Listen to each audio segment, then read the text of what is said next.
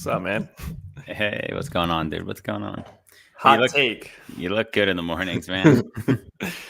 Guys shouldn't have to wash their hands when they pee. All right.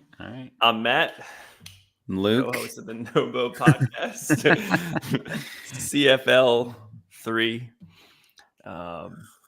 software engineer by day, living here in California. Oh, look, my camera's getting better. The sun is going away. What about you? Luke, we're changing up the show a little bit today. Luke, co-host Nobo podcast, been podcasting for about a year now. CrossFit level 3, and I'm the injured athlete at the gym. Dude, I just figured it out. We can fade the music. I was like, oh, they should have music control. I don't know if they added this, but it's here. Let's just test it real quick. Yeah, fades in. That's what we've been looking for. Restart it, run it back. Run it back. We've been asking Rick to do it forever, but yeah, well, he's going to create a whole new song. It's going to sound like the NFL. Yeah, well, you'll see with him.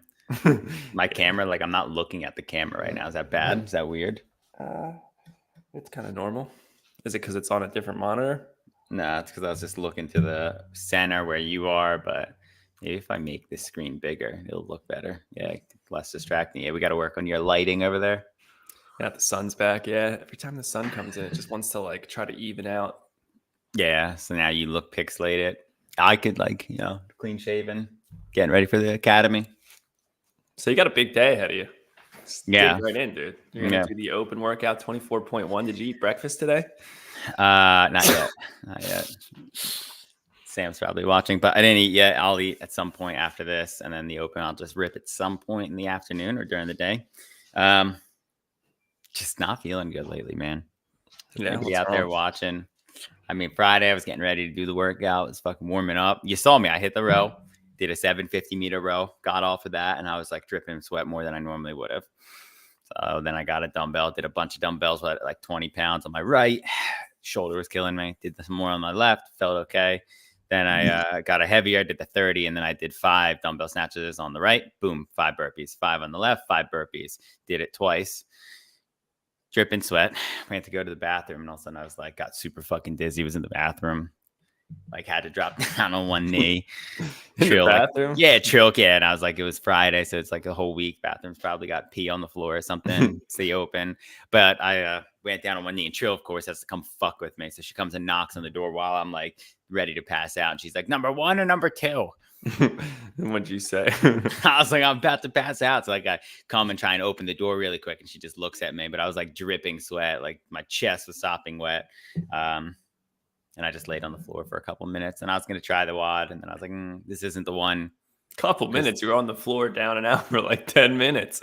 We had to pump some sugar into you. Well, nobody's sure what the fuck is happening. So the same thing happened yesterday. We were at the store. I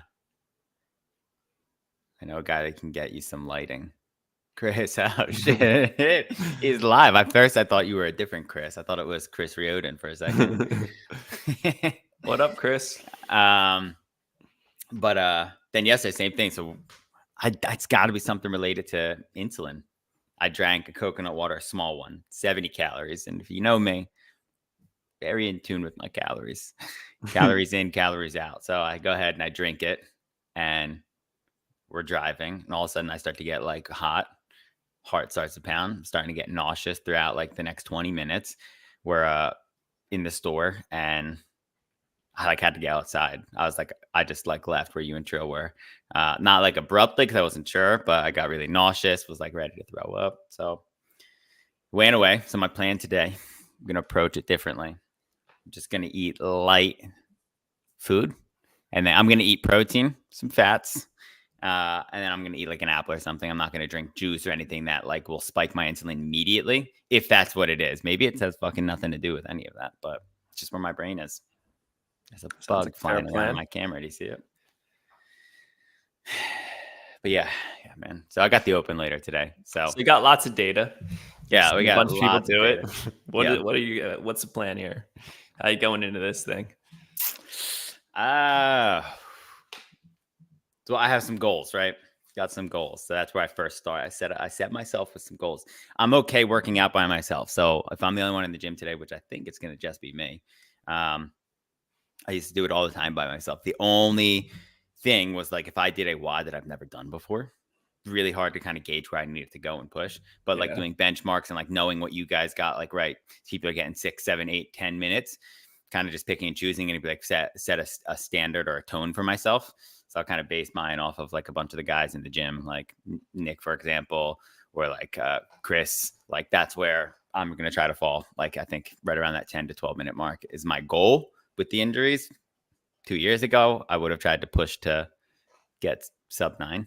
You're going to need to start with the injured arm or the non-injured arm? Both are fucked. I mean, you've seen them. It's really just a matter of which one. They're both going to go at some point. Like you've seen me do WODs where like I just can't move it. It just doesn't work. I don't think it's going to be the snatch. It's going to be the burpees that's going to catch up to me. The pressing. Yeah, it's going to be that position because like going overhead with the snatch, I can use more of my legs and hips. So I'm nervous, but data driven. Just get after it. I'm not nervous for the workout. I'm nervous for the pain that's going to come with it. So, at some point today, so if anybody out there is watching and like, if you want to swing by the old gym with the, some cheerleading.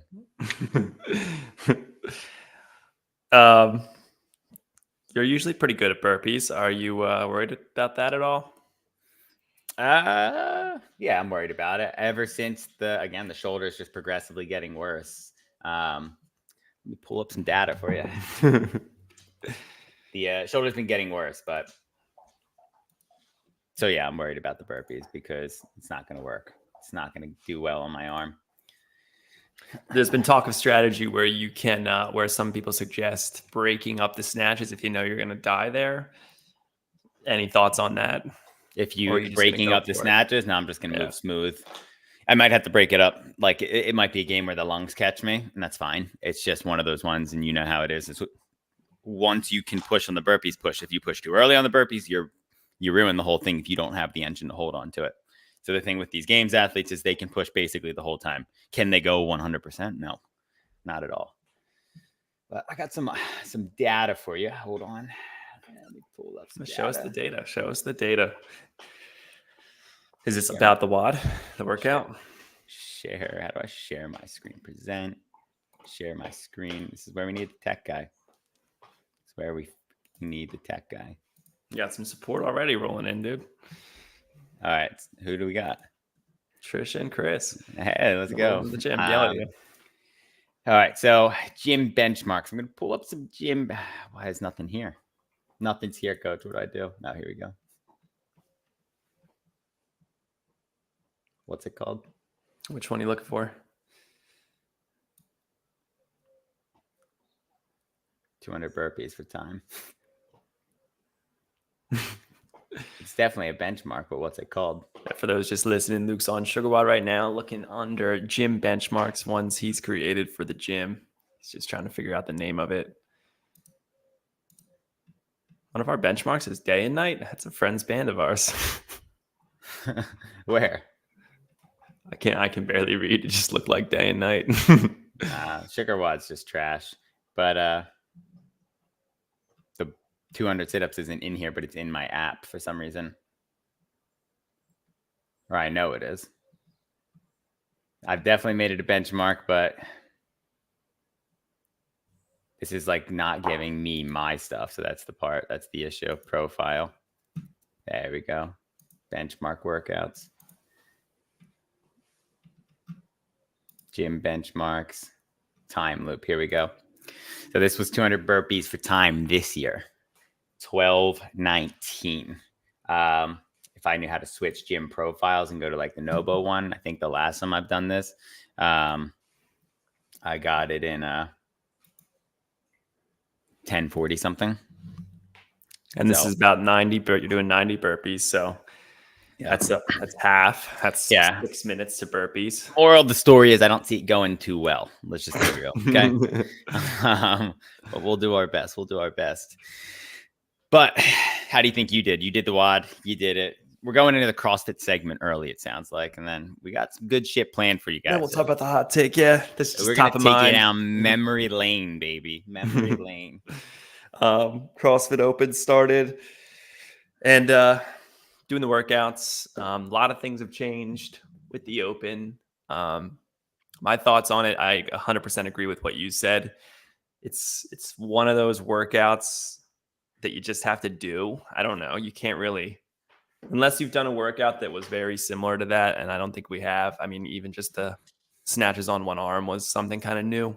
We don't do that often or at all.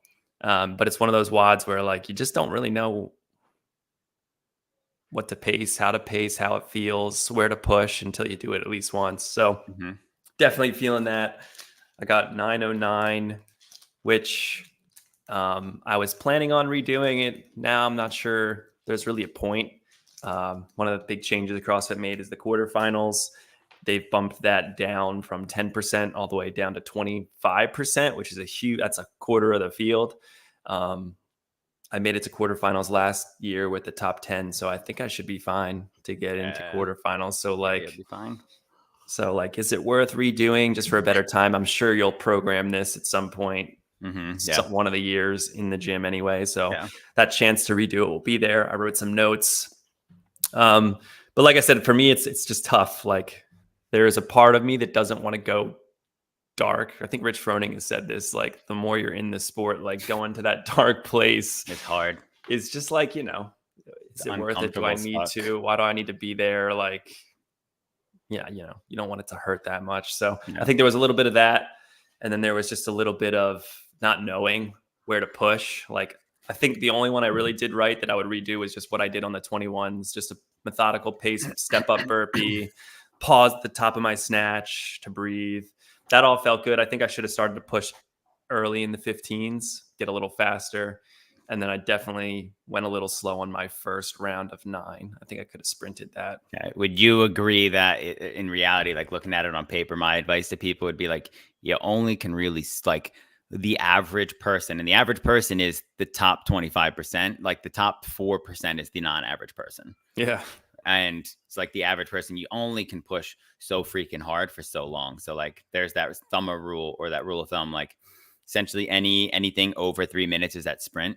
That's the fine line of like, hey man, anything of a sprint for more than 3 minutes, you're fucked.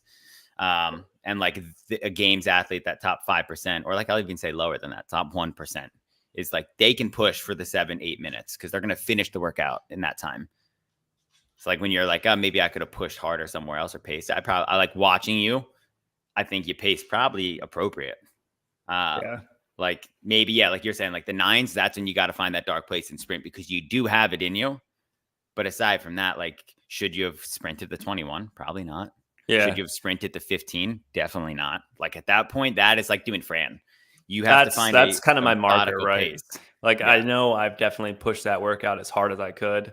Yeah. And you feel the effects of that immediately. As soon as you're finished and you hit the floor, like everything hits you and you feel like you're literally about to die. You can't catch your breath. You're on your hands and knees. You're just crawling around, like, and that's flopping around under 3 minutes. So like you can sprint for 3 minutes. This is 7 to 12 minutes. And then we did we did this alternating EMOM of interrupt work with thrusters and burpees. That one, I think I felt worse on too. So that's why I kind of feel like there's a little bit more I could have given somewhere on the workout. It's just knowing where. Yeah. Probably then what you're saying, you just got to go faster. Like for you, honestly, it's probably just burpees. Like you could definitely go faster on burpees. Maybe for you, it's like the step up thing disappears at a certain point. Like every workout we do in the gym, I would say you're top of line with the burpees. Did you watch the Taylor Self, Dale and Pepper? No, I didn't watch it. I just saw clips of it. Yeah, it was nuts. Yeah, I just saw clips. There was another WOD we did. I mean, I don't think I've programmed anything recently or really anytime soon. I personally had to do it myself, but I remember it was a 400-meter sprint and then as max dumbbell snatches or something like that. And I remember my arm started hurting me, so I just did single arm the whole time. But I remember that was like the only WOD that I can think of recently where it was something where it was like a maximal threshold push. And not recently, like that was probably a couple of months ago, but. Yeah. It was a good watch. Like, I mean, Castro pretty much summed it up. It was simple, beautiful, God, and it was to the nice point. little CrossFit WOD couplet, and you Uh-huh. can really make it what you want. Like, if you want to die, you can just go. I Yeah. mean, that's the other end of the coin. Like, if I really was dead set on Taryn, what up? If I was really dead set on redoing it, one option would be like, all right, I'm going to try to treat this thing like a full sprint, just see how long I can sprint it for. If I Mhm. make it all the way through in a sprint, like, cool, great. I got the best time I could ever get. If I burn out and die like halfway through, like, yeah, I just lay on the floor, Yeah. try to recover and just try to finish the WOD and then redo it. Okay. But, Yeah, I agree. I also don't want to redo the WODs if I don't have Yeah. to. Okay. So the athlete side, let's remove that. The sports side, we both had some really controversial shit there. I Yeah. was upset just like going over the brief with people about some of the standards. You were more upset, actually. I was Yeah. upset about something completely different. So, burpee standard, we both can agree that CrossFit is changing constantly the standard of movements too often. Would you agree? Uh, I know I just told yeah. you agree, but I'm just asking now. Yeah. Yeah. I would agree with that. Yeah, I just feel like so right as a sport as a whole, small community, small group of people. This is not the NFL. This is not the whatever we call like the soccer leagues. They're all different places, MLS or we'll say FIFA as a whole, or like the Premier League or anybody. Like they're not changing rules religiously. Like it's like there is legitimate reason why CrossFit like 3 years ago burpees are this way. This year burpees are going to be this way. This year burpees are going to be this way. This year burpees are this way, and it's different every year. So that was like a really touchy point for you, at least. Like you were annoyed with that. I was more annoyed for the sports side. I was like, we can't constantly be changing the rules of different movements fucking 24/7. Yeah. I mean, I think for the changes that I remember, I don't even really know if I agree with any of them. So they changed the wall walk standard. I thought the original one they had was better because it had compensated for your height. Mm-hmm. So short people had the same distance as like tall people, or had the same kind of feeling as tall people. But then they just decided to standardize the starting point from the wall. So it was just like, all right, guys, we're just doing 60 inches. And I get it. That's like you're going to walk the same distance, but that's an awkward start for Mm-hmm. a shorter person because it's now your hands are more forward. That was one that I was like, I don't know. Yeah. And then the burpee standard that Luke's talking about is more the jump over. Well, it And just constantly has changed. So like when you first started CrossFit, it was like there was no gray space. It was, did you take off with 2 feet? yeah, Yes or no? No, no rep. Simple as that. And it was like, and then it changed into a billion different things, right? yeah. But I mean, this most recent one where it's like no 2-foot takeoff required is a couple things. Damn near hard to judge. For not just the experienced judge, but I think even new people. I think it's way easier to see a 2-foot takeoff than it is to see a true 1-foot takeoff, but still both feet are in the air. I mean, just in the open from our gym, like there was almost 99% of people that accidentally did a step over without realizing it. And I've seen most of the judges not even be able to catch it. And it's a hard call to make as a judge. Like, I don't know, you have to literally see 2 feet are in the air at some point, and this step over is just happening so fast. It's like, at that point, why even say burpee jump overs? You might as well just make it a step over. Yeah. Like, what's Well, then the last difference? year with the deadlift one or 2 years ago, so it was a deadlift burpee ladder. There was like that weird thing, same exact rule, but you could do like a skip essentially over it. So like Yeah. 1 foot, you would swing over the bar. It was like, again, it's not a jump, and jumping is so much fucking more challenging. And I'm not saying Yeah. we need to make it more challenging, but I just don't believe as a sport we should be changing it off as often as we are. Yeah. So my take on it is it's just way too much of a gray line for anyone judging, myself included. I know rep trill a bunch because, like, to me, there was a couple obvious ones, but there was way more times I could have no rep there that were questionable. And if you kind of go with the theory of like any other sport, like the ref or the umpire have the ultimate say. So like, I could be not a dick, but I can be really strict and be like, that didn't look like a rep to me, so I'm just going to say no rep. Keep going. Well, the other hard part, exactly what you're saying, was like, cool, you need to watch the 2 foot takeoff, make sure they're like, because they're skipping or like basically flirting 1 foot over the line. But then you got to make sure that they're not hitting the dumbbell. And like I had that challenge of like watching both. It was like, okay, is he jumping? Yes. Did he hit the dumbbell? I don't know. I can't tell because I was trying to watch if the feet landed and stuff like that. So they just like, those are just two examples. And they had some other little rules across the board. Like there was a point where like the 2-foot takeoff didn't matter anymore, then that it did matter again. And it just went back and forth. Standardizing the sport would be better. Like across the globe, like, hey, burpee, every single sport in the world follows the burpee this way. CrossFit does it differently, of course. Like when you get a new member in the gym, the first thing you correct on the burpee is people doing a strict push-up in the burpee versus what CrossFit does. And it's like, let's just standardize it. Let's spread the word. Let's go global with this thing. But now it's like, oh yeah, well, the burpee this year you could do this way. I also think part of the issue is communication. Like, and again, the judges course is a perfect place to do this in. But again, like it wasn't like, it'd be cool if the judges course was like, all right, here's the segment on what's changed, what you have to look out for. And if there's burpees, here's the new standards that we changed. Like maybe they won't be in the open or not, but like, here's why we're changing the standard. And this is what you have to look out for as a judge coming up. Like there's no mention of that in the judges course. That would also be cool too. Yeah. The rule that really pissed me off for the part of this open that pissed me off was the workout was laid out and then it said arm 1, arm 2, arm 1, arm 2. And at some point you could change the arms if you wanted to. So like you could start off arm 1 being your left. And then all of a sudden when you get to the 15, you can start with your right. That annoyed me because it was just like, well, first of all, why label it arm 1, arm 2? Because that's not true. And then I just feel I don't think it's super bad. I just have an opinion that it would have been a different workout if everybody was on the same playing field. Like if I chose, like you had to be smarter about it. For example, you're like, hey, what arm are you going to start on? Your bad or your good? Well, probably start on my good arm because then, or my bad arm, I'm sorry. So then I can like not burn out as quickly. Like as I'm tired, my left arm will give out before my right arm essentially. So if I do my bad arm first, fresh, I have a better chance of then continuing the workout longer, give it some more time to rest, or like you have more game to play with yourself versus like, I don't know. I just see there was a gray line. It was just too much gray space. I didn't like it. Thought it was a dumb fucking rule. Yeah, that one bothered you way more than me. For me, I just feel like you're going to do the same amount of work anyway, so it's fine. But I do agree with you with the way they wrote it. I think it should have just said snatches, arm, snatches, other arm, not arm 1, arm 2, because that does make it sound like you're dedicating arm 1 and arm 2. It's not like you're going to swap them. I just felt it was like, we've done workouts before where it was like, go for a run. We did it. Come back. You did snatches. And then the right arm was your lunging arm. Then you went and you did push-ups and you had to lunge back with the other arm. If you were able to pick and choose what you wanted to do, it would be a different workout across the board. Like hands down, different workout. Yeah. So I just feel like it should have been like arm 1 is your right arm 2 is your left arm. Everybody's on the same playing field. Like it's right. If you're or like dominant arm first. If you're a righty, it's your arm you start with. If you're a lefty, you go left.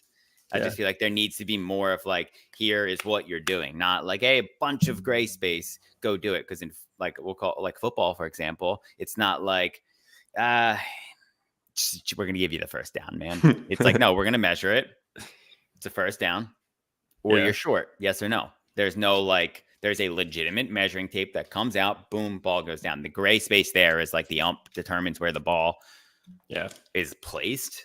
But it's like you said, it's the judge. We're going to have to go with that. That's the rule. We all decided. We've committed to that. So the nice thing about the model of CrossFit, though, that I do appreciate is like, it's our affiliate. So any other workout, if they're burpee jump overs, it's a 2-foot takeoff. Yeah. Like we don't have to care about what the open standards are. Yeah. If we want to host our own competition, same thing. Movement standard for the burpee jump over is 2-foot takeoff. Yeah. Well, and I'm a 100% anyone in my class is doing a 2-foot takeoff. Yeah. And even if the open, like you're saying, in the open, it's different story. It's like, cool, you're going to be more prepared or fitter doing a 2-foot takeoff. If you can do a single leg jump, that's fine. We can do a hop. Like that's a different story. But yeah, open. I'll rip it later. Any last comments? I'll segue real quick because you just made me think of something. I get why, but is it necessary? And maybe it would be cool. What if you had workouts that just really favored one side? Like what if one of the workouts you programmed for the gym one day was like literally like pick an arm, that's the only arm you're going to use. I know how it would go. Like I'd get so many fucking people being like, well, what about this arm? So then like later in the week would have to be a workout where it's like only the left arm or But like the you and left. I both know one workout on your right arm isn't going to just like, oh, my right arm is so Yeah. strong now all because of that Yeah. one I feel day like we a worked it good, out for 5 minutes. a loophole around it would be me being like, pick your weaker side. So like maybe your left leg has an Yeah. injury. That's the leg you're going to focus on, but your right arm is your non-dominant arm. So you're going to focus on that. Like Just goes we, back to like other stuff we've talked about where it's like life ain't perfect. Life ain't a even balance between sides. Like, I mean, mhm. Chris, I'm sure you encounter this at work. You probably use your right hand way more for a bunch of shit while your left hand's just chilling. And like, yeah, that's going to cause an imbalance, but there's also nothing you could do about it. It's not like you're going Yeah. to go, oh, yesterday I was brushing my teeth with my right, so today I'm going to brush with my left. Like, Yeah, but then there's also going to be those moments, and we've done it like just housework. You crawl under a cabinet and you have to look up, and you're stuck using your left arm, and that's my non-dominant. And it's like, oh god, and it's like you're going in there, everything's off. Just little things like that. don't forget, this is a live show, people. Instagram, a lot Yeah, of you people can watching. join You in. can You can join in. comment though. Also, YouTube watchers, you could comment there as well if you got thoughts like Chris. But yeah, let's move on. That's Hot the take. open. Hot take. Hot take: guys shouldn't Or have to wash their hands when they pee. guys should not have to wash their hands when they pee. Question: do you wash your hands after you pee? No. Yeah. I'm a very logical thinker though, so to me it doesn't make sense. Like I just look at that area as just another extension of my body. Like if I was to hold my hands like this, I'm not going to go wash my hand or hold my arm. So for I me, I just don't agree. understand. It's not like I pee in my pants. I agree. I mean, I don't wash my hands after I go pee either. It depends. There's days I do, and it has nothing to do with me going to the bathroom. It is more of like, oh yeah, I've been like touching shit all day, like or like at work sometimes like, oh yeah, I've touched like 40 different things. I went outside, sat down on some benches, touched dirt. It's like I'm gonna wash my hands because of that reason. I'll clarify, like if it's public restroom, I'm never washing my hands because to because me that sound feels dirty. yeah. Or like then yeah, like got wet hands and you gotta like dry your hands on your shirt. Yeah, The and someone funnier with poop thing, particles all over their hands just touch the sink. Matt should wash his hands more, period. nothing to True. do. Who's been sick longer? Yeah, but okay. Do you you don't work in the office, but when you did, this is the hilarious part. Like when a bunch of us end up there at once, like around lunch, and like everybody's in. All of a sudden, there's like 4 of you in there peeing. All of a sudden, everybody goes to the sink. It's like bullshit. I know no one there. Well, I don't know. Like, so I hear what you're saying, and I mean, maybe Chris, you're older. You're an older gentleman. You could kind of back me up. But when I was young, when I was in my 20s, your age, like, yeah, I was super hyper focused on that. Like, I'd get worried that if I had to poop at in the office, that someone would recognize my shoes, and like you'd think everyone's worried about you. You'd think who's monitoring you. Now I'm getting older. Like, when I just walk out of the bathroom after I pee in the office, I'm like, I want someone to like try to call me out on it because then I'm going to say the same thing. And like, I don't care. It's like, yeah. I'm a little more. That's probably true because I don't know if I think that way, but most of the time I know how our office works. Most of the time, like if somebody goes to the P4 building to go to the bathroom, it's like, oh, you're going to take a shit because nobody goes down there. Nobody's in that building. Or like, oh, you went to the P3 building, the abandoned building. Interesting. And I got no problem with it. It's just that it might be an age thing. That's funny. But definitely the pee thing, washing your hands. People do it when there's more people in there. I know there's a bunch of people that are like, oh, fuck, all right, he's in here. Let me wash my hands. And like, they'll turn the sink on. They'll just like put their hands under, wet it, and then like go dry their hands. And like, what was the point? You just wet your hands with fucking lukewarm water? Yeah. I don't mean to use sexist either. I mean, I could get it more with girls because they have to like wipe. I'd be curious how many girls wash their hands after they go pee. I think most people don't do it if they are by themselves. Like, what is that gross about? Like yourself? Like if you believe in your hygiene, are you that grossed out by yourself? As you get older, you care less what people think. Just have to be careful not to become that old man that's always offensive. Agreed. And Chris, that's a good point, man. I wonder if like I've talked about this before, but it's like you progress when you're young. You think everyone's thinking or looking at you and care about you. As you start to get older, you realize they don't care about you. Maybe they're looking at you. And then as you get into your 40s, that you realize they're not even looking at you. But maybe what if the next iteration is you just start becoming more outspoken as you get older? So now you're the old man that's like, once you get done peeing, you're like, why are you washing your hands? So Idiots. I think that's true. That's like what our grandfather would do. Pop used to just be like, call us dumb. We'd ask you why we were doing something. Why is that person doing this? That person drives like an idiot. Like restaurants, he'll just like, instead of being like polite and like thanking them, he'll just be like, give me that. Go get me this. And he doesn't mean any harm by it. It's more of just like he's over it, maybe. Yeah. Interesting take, though. Yeah.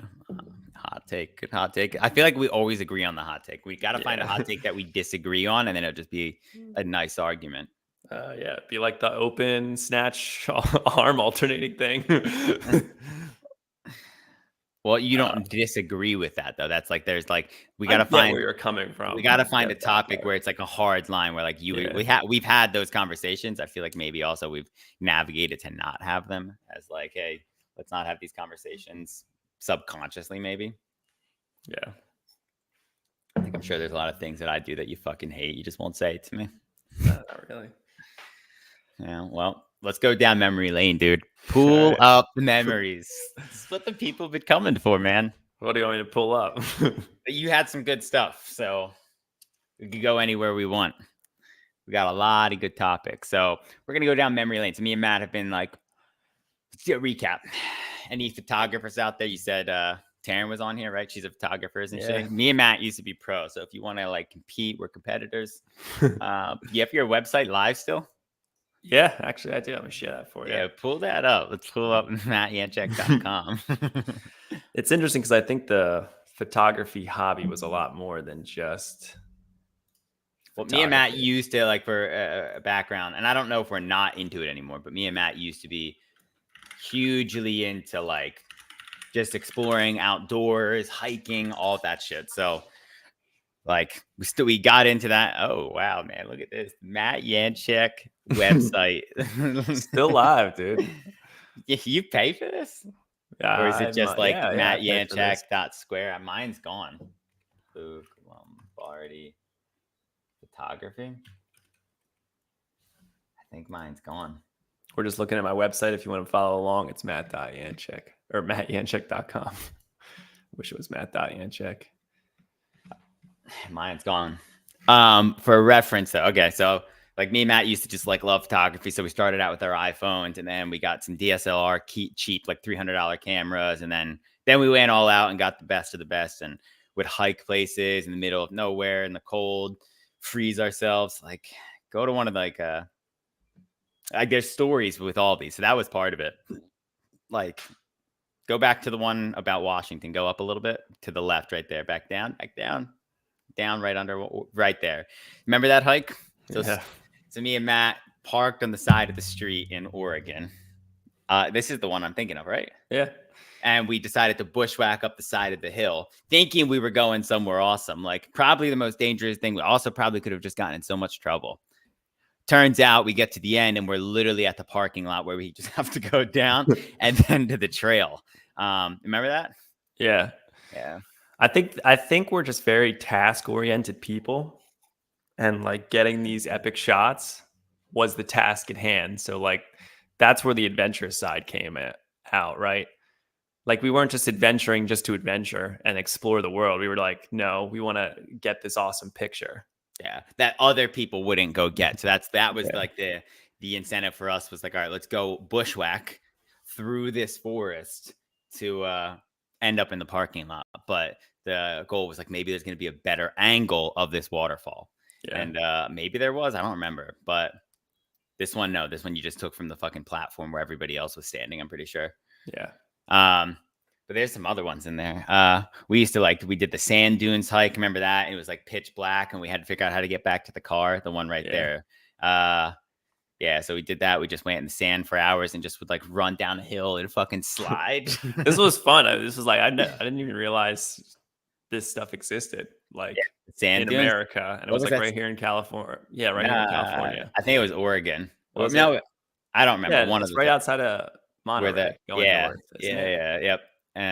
But we went out there. We did a couple sand dunes though, but this one, maybe you're right. Maybe it's Oregon. I don't remember. But we did this one Is that you in there or is that me? That's you. Okay. Yeah, But yeah, we Luke's would in this part.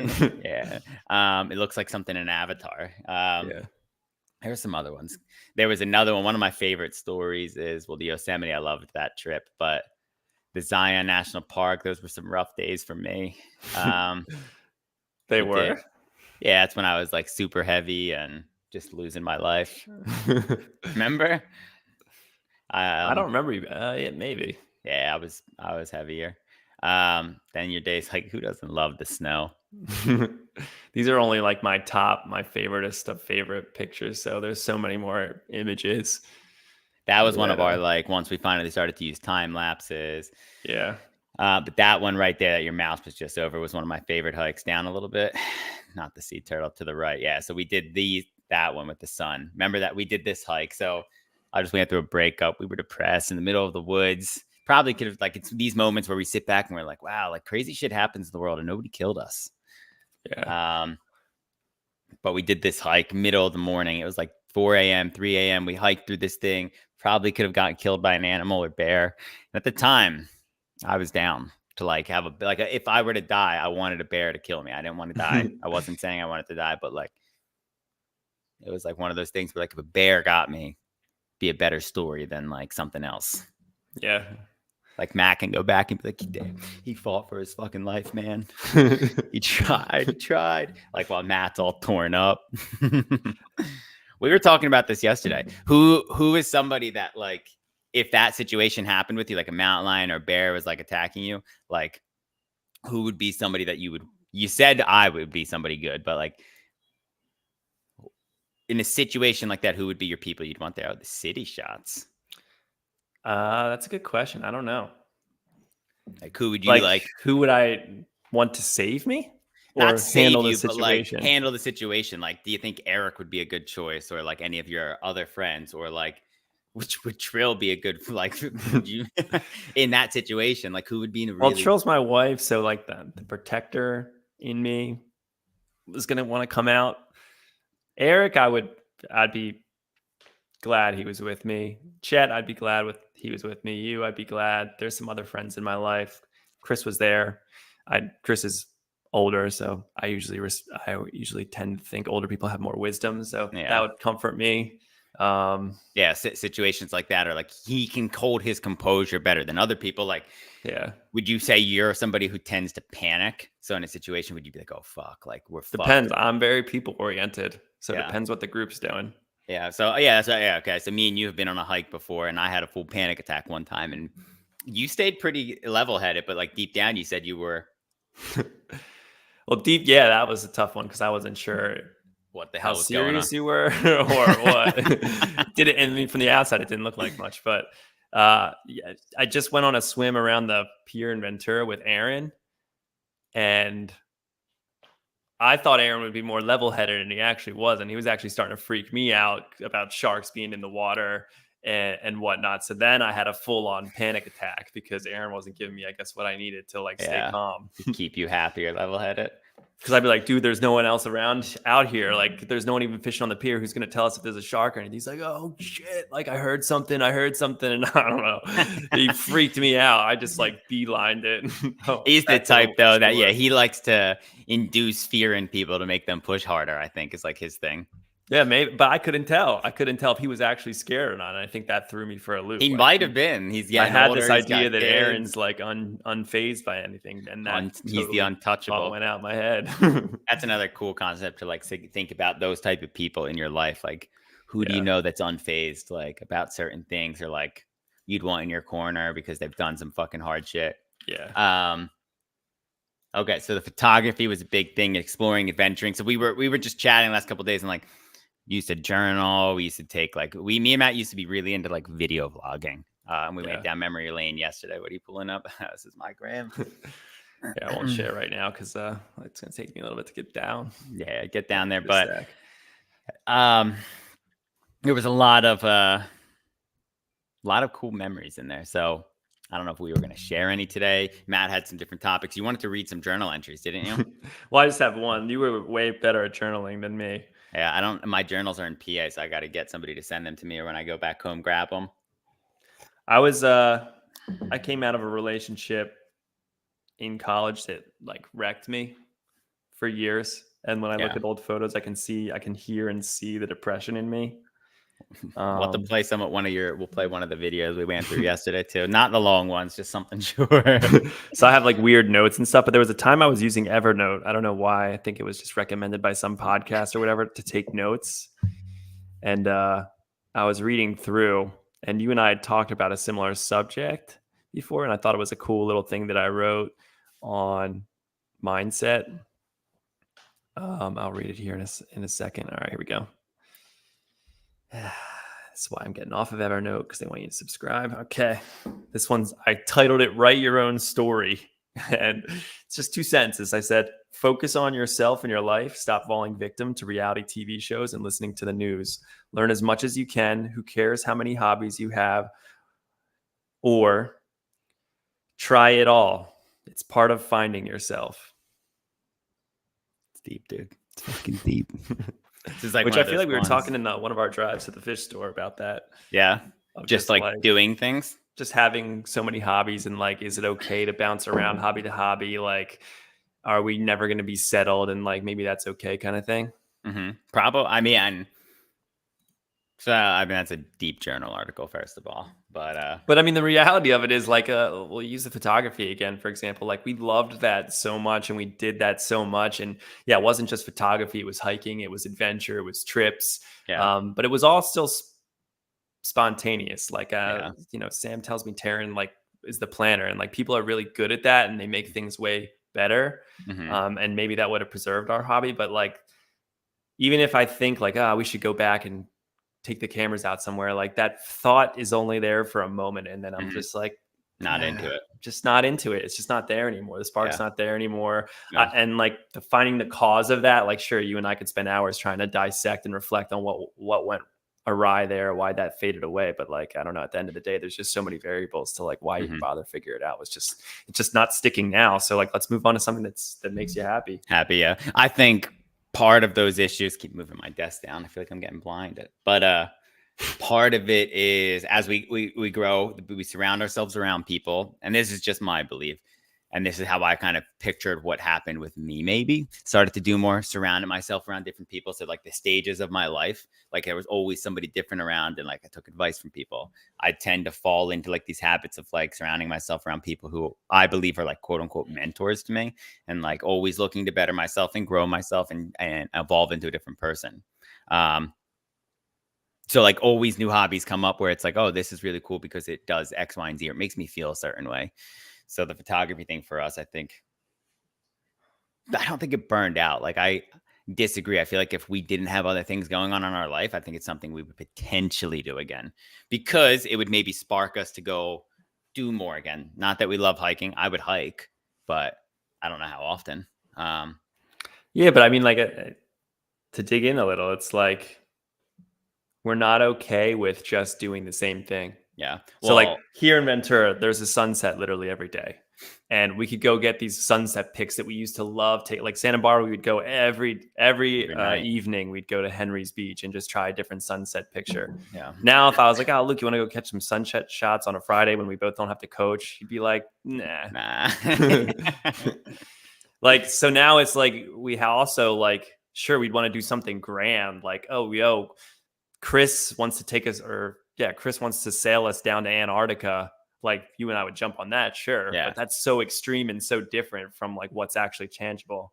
And also to your point, like, and my fellow gym peers that are here, don't take offense to this, but it is just the reality. Like, the gym takes a lot and a ton of Luke and I's time, and it is sometimes kind of like, I don't want to use the word prison, but it does ground and limit all the other things that we could do and explore with.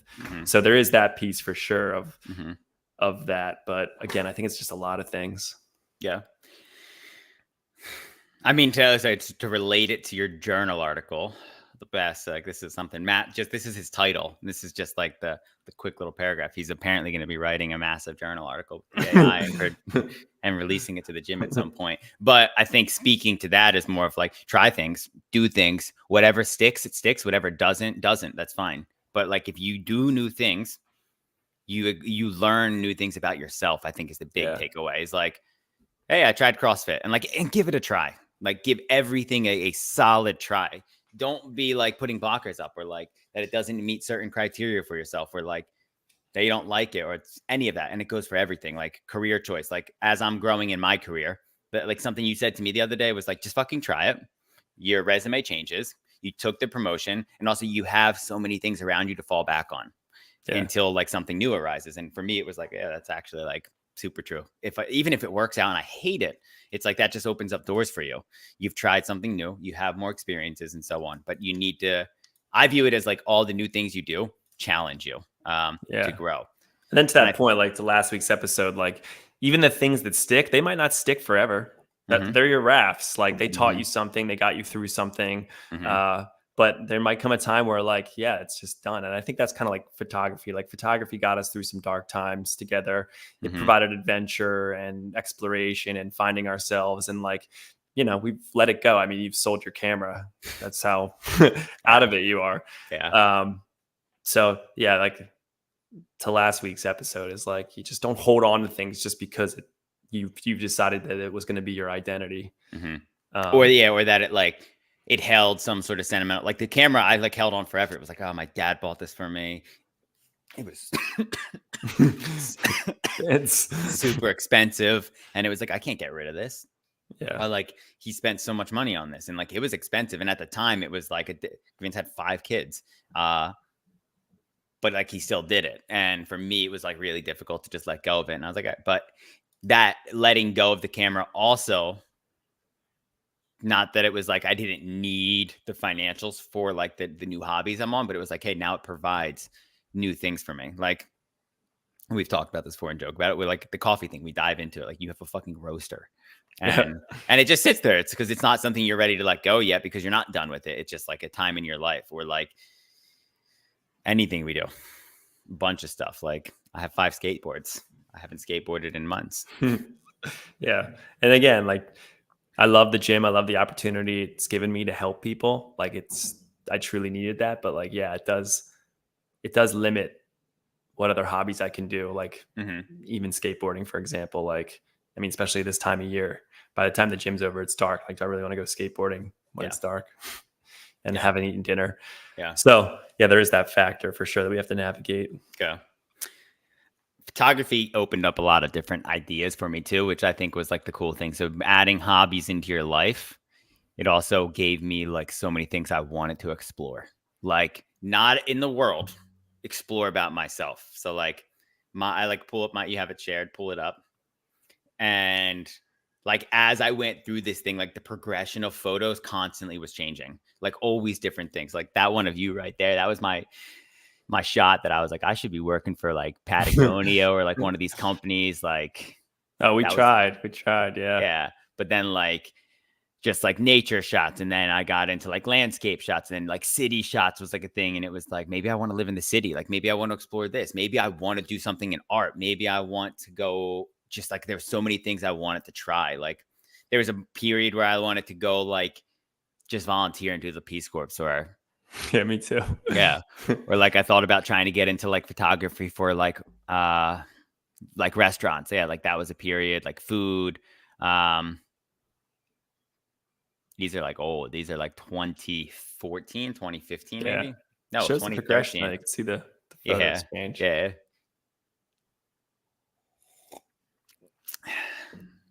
There's Matt and Trill. They just started dating around there. Yeah, but anyway, so it progresses and like so many different things change about like myself and also just like a lot of stuff. Like I don't post a lot about my personal life anymore or really anything. Like, this isn't showing the dates, but like we used to post a lot. And then if you come up to now, it's like, you know, a couple things. We just started. The sausage fest. But yeah, I probably like part of me recently is like, maybe I should start using it again. It's like, I'm not going to journal. But like maybe I can use Instagram as a journal. Like I'm not gonna like I used to not post pictures because I was so hyper focused. It was like I need to edit it. It needs to be perfect. I can't put it up there unless it's perfect. Now it's like if you don't like it, there's really easy options. Unfollow me, don't look at it, delete me, whatever you got to do. for me, it's like a central hub of like, hey, there's a free storage cloud where this will be there forever until I get hacked and it's gone. But and again, that's another variable of why we might have stopped. Maybe, the rise of social media and Instagram, and then everyone was doing the same thing we were doing. Yeah. We'd go to places and you'd see more people with their phones out. Yeah. B, they changed Instagram. Like I kind of like your idea of like, yeah, we'll just use it as a live journal, but then it's like, it just sucks you in. Like you go to load your photo. Next thing you see is something on the home feed about CrossFit. And you're like, that pisses me off. Like you start digging in.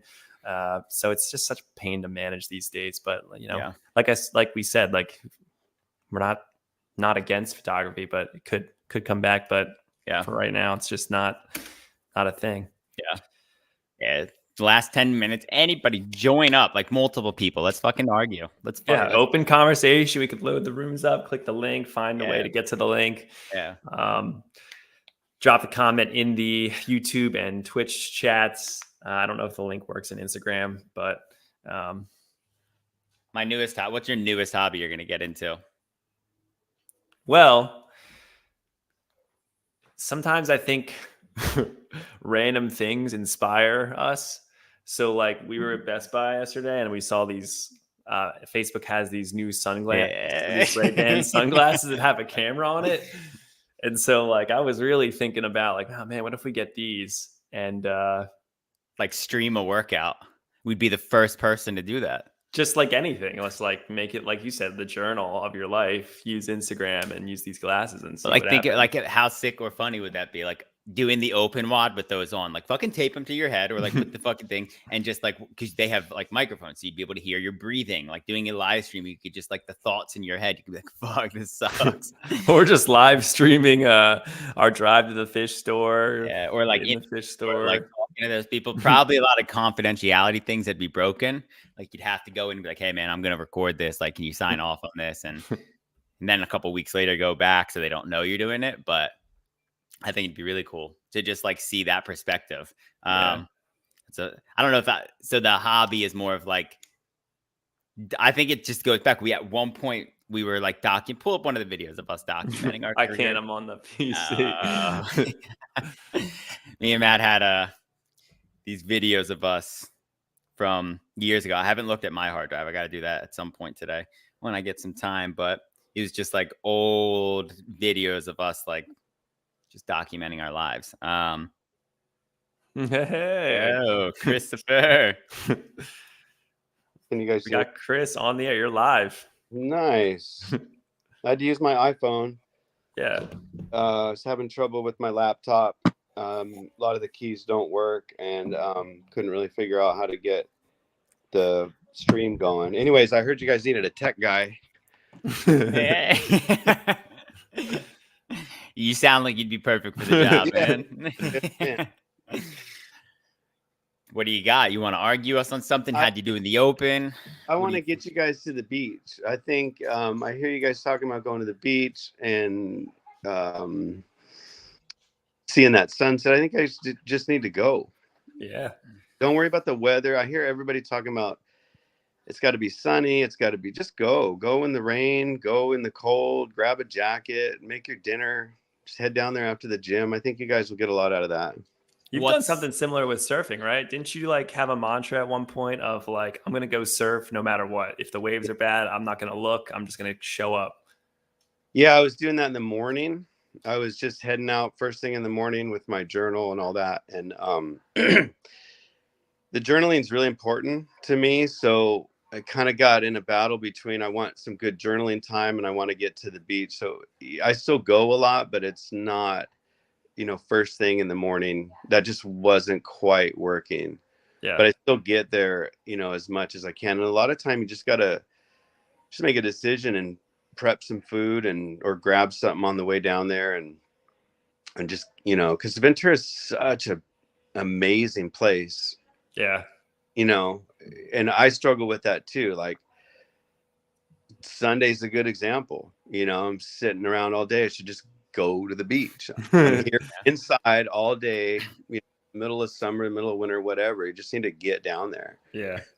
I think you're kind of like us too, where like you can really easily overload yourself because there's so many things you want to do. Like you could easily, I could see it with you. Like, hey, I want to do yoga, I want to do CrossFit, I want to get a surf session in, and I want to journal. Like, Yep. and then you still got your job to do. Like, your whole day's just packed.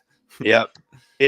And that's what I was talking to Luke about earlier this week. And it's like Ventura is an amazing place for that. It's easy to get overloaded, but also like we do yoga and we do CrossFit and we have a very full life and everything. There's these amazing communities that are all Yeah. within like a few miles of each other. So I can literally go from the gym to yoga and do both within like a 2.5 hour 3 hour window of my day, and these great communities are right next to each other, just thriving. So Yeah. there's a lot to be grateful for, and I get a lot of that out of my journaling. Just journaling every morning about gratitude, it kind of changed my perspective. I was telling Lucas, changed my perspective as to getting a little discontent, I should say, about being here, and it's all crowded. I heard you guys talking about this a couple weeks ago. Yeah. For your journaling, because I think that's an interesting piece. Do you follow some kind of template, or do you just free form? Is it handwritten or in an app?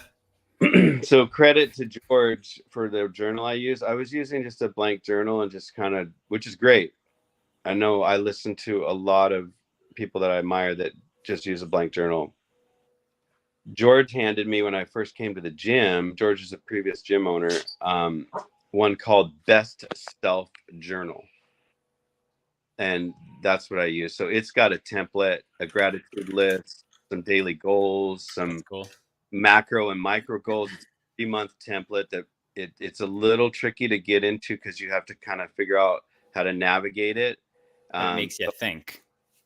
Yeah, and I have a routine now that starts with a gratitude list and ends with, there it is. Yeah.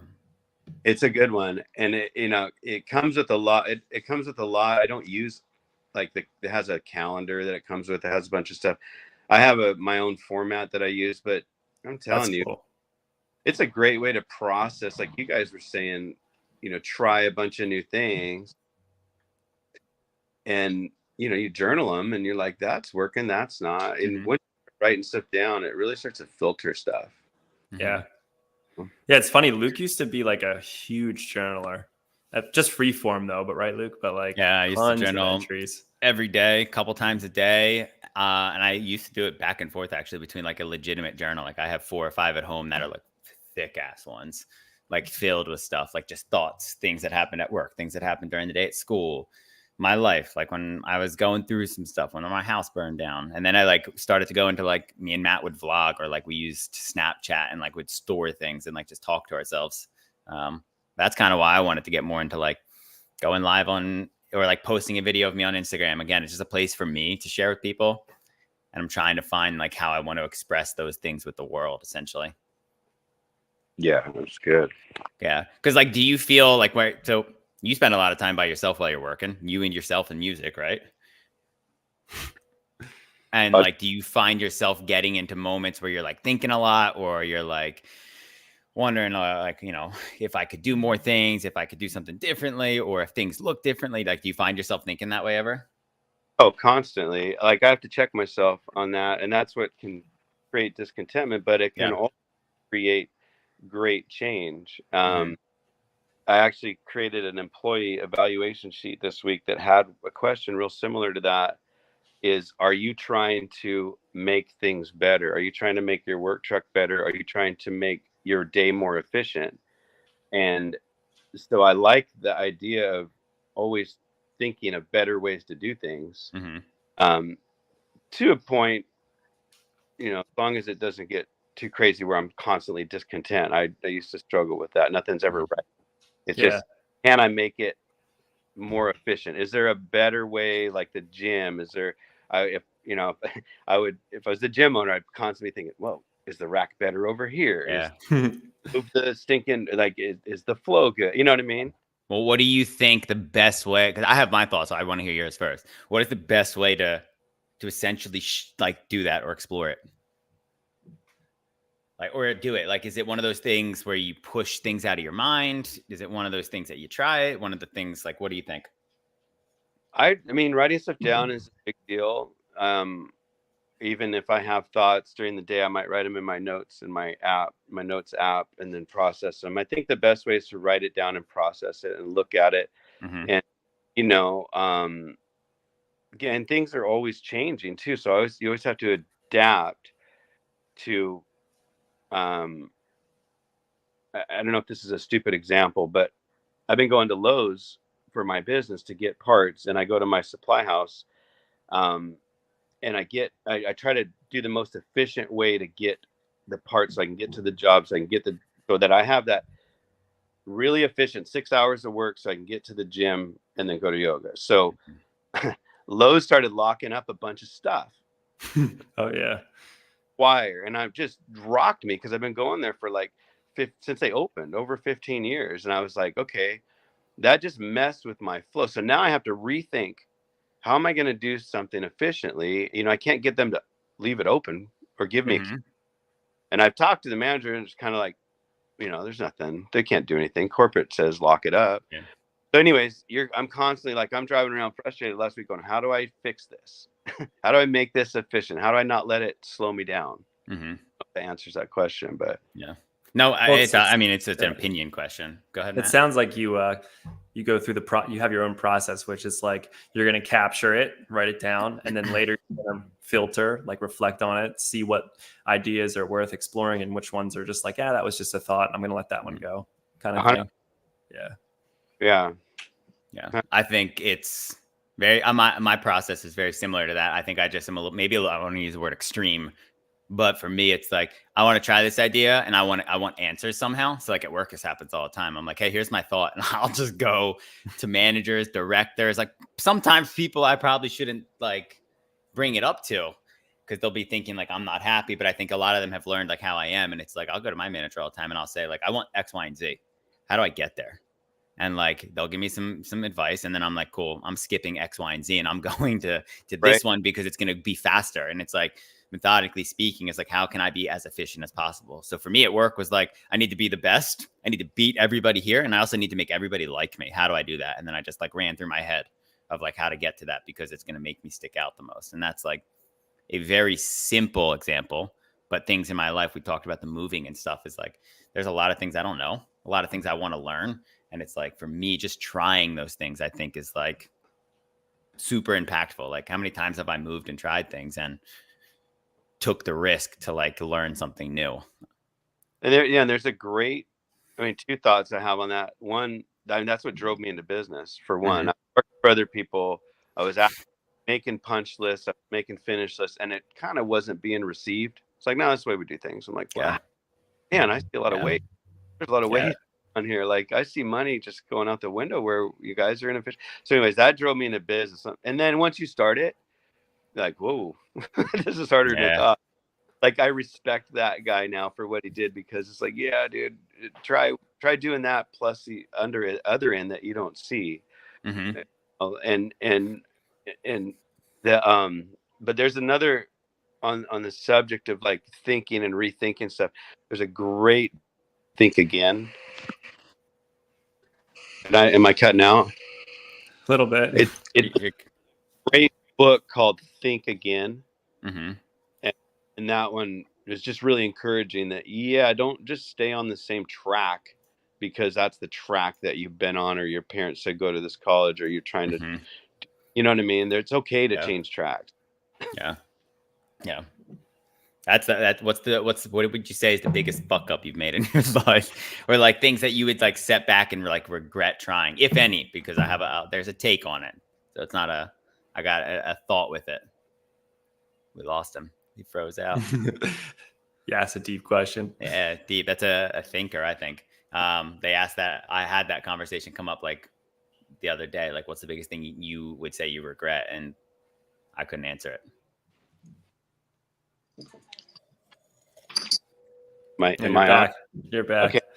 Was it the biggest? What's the biggest thing I regret trying? If anything, it doesn't have like, you could be like, I don't regret anything because X, Y, and Z happened. But yeah, like I was going through and it was like most people, when they are like getting older, or like I think it was like the statistic was like when they sit down and they're like in their deathbed, maybe the deathbed means like the next 5 years of their life, and they're sedentary now and they can't go travel anymore. And it was like most people regret not trying things versus like the things they did try. So is there anything that you would be like, yeah, I regret not doing this when I was younger, or your guys' age, or like even now? I got you. Yeah, when Willie's literally attacking me right now. I would say, when I was younger, definitely wish I had. You guys are really focused as young people. I was very squirrely actually. So I think not getting into reading and the journaling and really being like, hey, the sky's the limit to what I could do, and getting that concept early, like in high school or college, like college years, or even when I started early in construction, being like, okay, I regret not going around to all the contractors and asking a bunch of questions. What are you doing? Why are you doing that? You know what I mean? Just spending 10, 15 years just going through motions because somebody told me what to do, and not saying what's possible. So like essentially not being curious enough. Would that be the right word? Yeah. Huge word. That's one of the best words I've heard. Yeah. Would you say that happened though because like at a younger, like we walk around and like feel like people are judging us based off the things we do, things we say, or would you say it's more of like being younger and you just were like, yeah, I don't need that advice, I'm gonna figure it out on my own? Yeah, I mean, having that, and then just complacency. Complacency might be the opposite of curiosity. Yeah.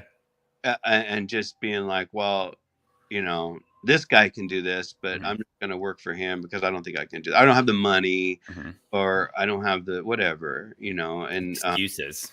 Yeah, a lot of excuses. Yeah. Would you say that's very similar to like, I keep cutting Matt off, but I just have so many thoughts. Go ahead. I'm younger. I think that just speaks to like the same exact thing of like being afraid. I don't want to use the word try new things, but like not open-minded, like very closed-minded to like, hey, this is how things are done. This is how I was taught. This is how I'm going to do it, rather than being like, all right, well, 5 people around me are doing these things, or like there's this opportunity in front of me. Like I'm not going to try it because I'm scared. Yep. Would you say that's the same thing? Oh yeah.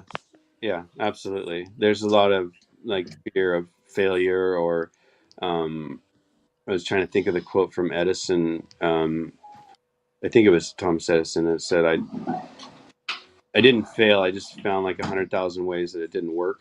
Yeah. Yeah. That's cool. Yeah. Yeah, I'm right there with you. I think for me, my biggest regret, and it's going to sound probably crazy to most people, was going to college or sticking it out for the 4 years. It wasn't something I really wanted to do. I just did it because that's what everyone told you had to do. And it's kind of like you, Chris, like it might be a stretch, but like, you're just going through work, you're working for this company, they're telling you things to do that you're like, I don't know if I agree with this, but like, I guess it's just the way. It's kind of like I went through so many years of 4 years of that with college, just like trying to get this degree, dug myself a huge financial hole. And like, sure, I happened to pick a good major with an up and coming career, and I'm in a good field, and like, I'm grateful for that. But like, but I don't know, my life would just be so much different if I didn't go that route. So I don't know if regret's the right word, but it is one thing that I wouldn't do if I was to do my life over again. Yeah. There's so much time though. You guys so much time. Yeah. I would challenge, like, would you say you regret it, or now like having that experience, like this is where my mind goes, is like, and I'll use something as simple as like just moving, right? If I move, are you going to regret it, or are you going to be like, wow, that was a fucking crazy experience. Like that was really cool. Like going to college was like maybe a shitty experience, but do you regret doing it? Maybe you regret doing it as long as you did. It's like being in a bad relationship. Do you regret the relationship? Most cases not, but do you regret doing it as long as you have? Fuck yeah. Sometimes it's like, yeah, why the fuck did I do that for 17 years? It's like, it's hard though, because it wasn't really a choice. Like I guess that's why it's hard for people to understand, because it's like, obviously you can see the benefits in my life now from that, but it was never really a choice I wanted to do. I was working at a garden center and I loved it. And then I worked for this other, like, I worked for like a nursery where like you sold plants and we did landscape jobs. And I love that. I was driving like tractors and all the fun stuff. And then I got a job at an actual, like, I don't know what's called, like a public gardens. And I was doing the landscaping there, like cutting the grass. And like, I love that. I know it sounds basic manual labor, but I loved it. And I never really wanted to go to school, but it was like a lot of pressure from my parents of like, okay, well, if you're not going to school, see you, you're out of the house. And like, so, and I don't want to fault them, but that is just the reality of what happened.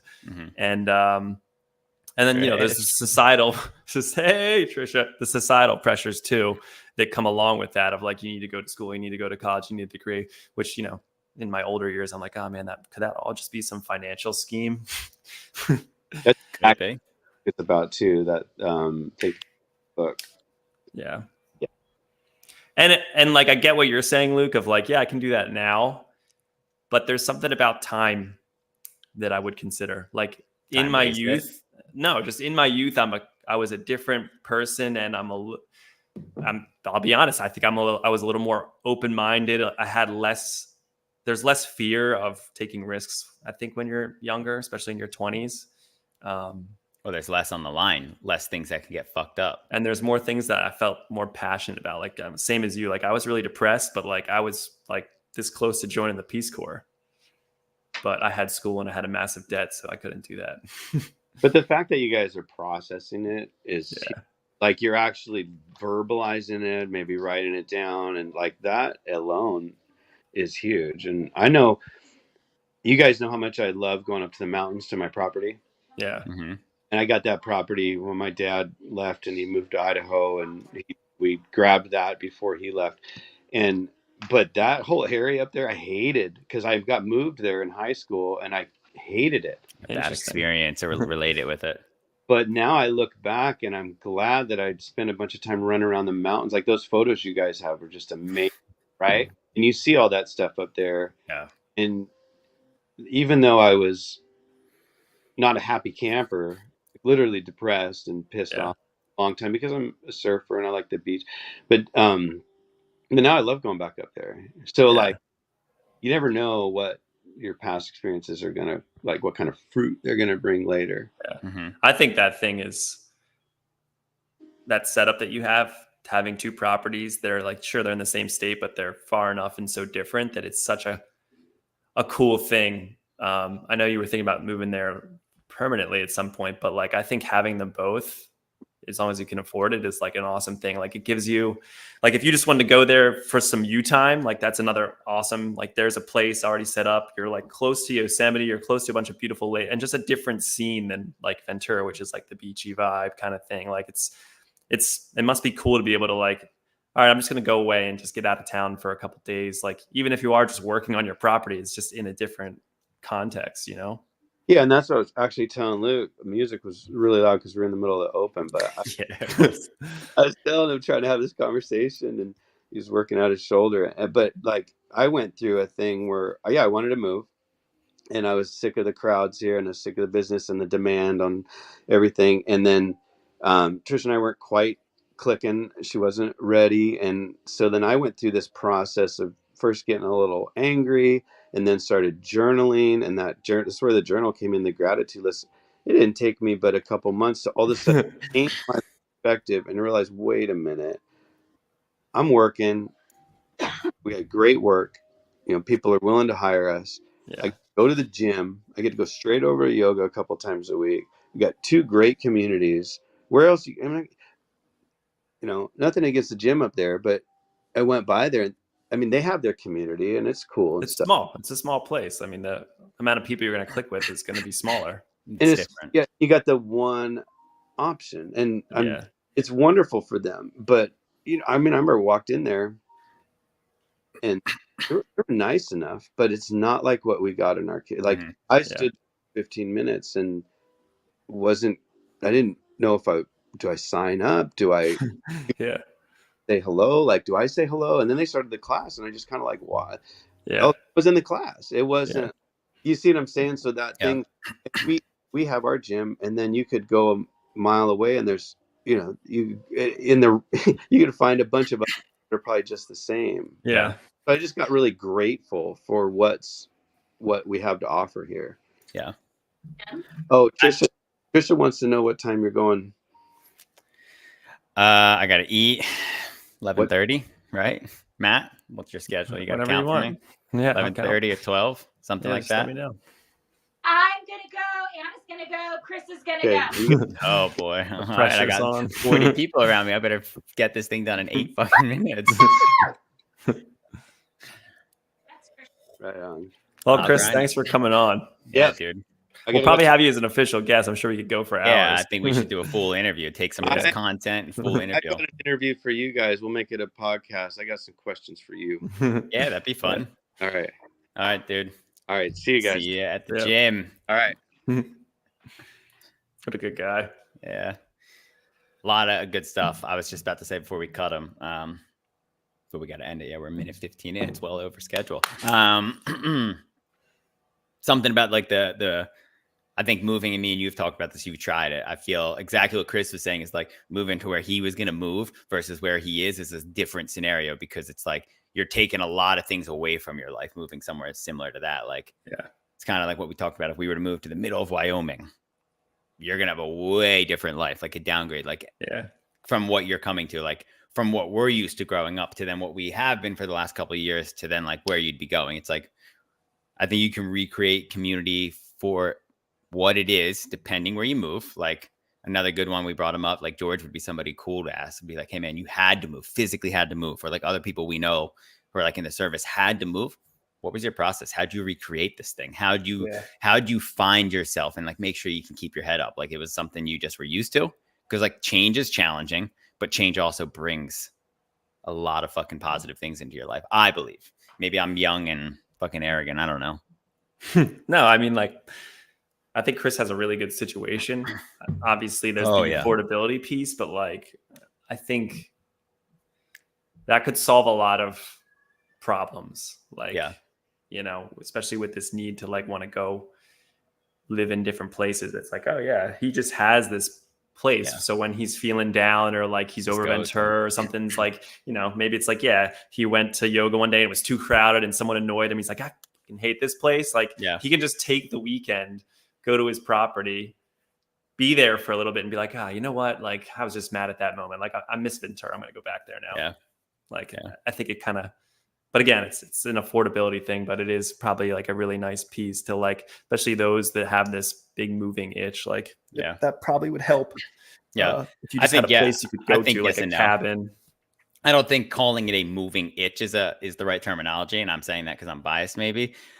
And like, I just don't think that's the right verbiage, because trying new things versus like a moving itch are two different things. Like I want to do X, Y, and Z, and there's like a reason why is very different than like a moving itch of like waking up in the morning and being like, fuck this. Just, like, but if you say you want to go to Montana because you want snow, like there you go. This solves your problem. You just go to your cabin house. You got snow. Yeah, I guess. I think that, I mean, I agree. Why. I agree. I think there's plenty of other things that you could dig into with every situation. Like, I'm sure Chris's theory wasn't just like, this and then this, but whatever. I think that's it. That's all we got. That's it. You got to you got to eat, dude. Yeah. Should we leave the episode with the next week's pot or next week's hot take now? Yeah, sure. Try it. All right. Try new things, dude. Police officers are bad drivers. I like it. We got to start using these more. Oh, yeah. Please like, subscribe, and follow. Go to Spotify. Like it. Just follow us. Okay. Follow us and just give us a rating, whether you like it 1 star, 2 stars, 3 stars, 5 stars, 4 stars, something. Just fucking do something. Anything else, Matt? That's it. All right. See you, dude. See it.